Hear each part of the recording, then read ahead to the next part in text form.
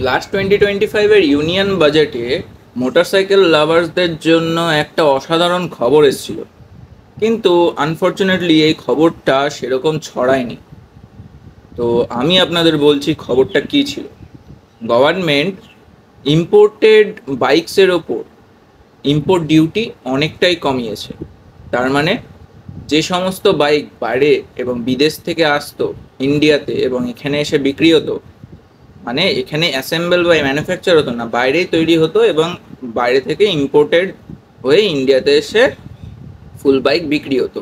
তো সেই বাইকগুলোর ওপর অনেক ট্যাক্স কমিয়ে দিয়েছে গভর্নমেন্ট। এটা করা হয়েছে যাতে ইন্ডিয়ার যে প্রোডাকশান এবং ম্যানুফ্যাকচারিং ক্যাপেবিলিটি সেগুলো আরও অ্যাডভান্স এবং এনহ্যান্স করা যায়। ইম্পোর্ট ট্যাক্স কম মানে ইনিশিয়াল রোড প্রাইস যেটা হবে সেটাও অনেকটাই কমে যাবে।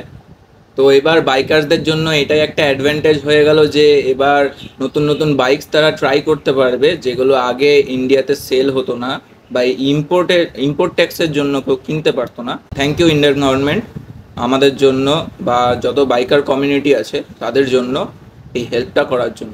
Thank you.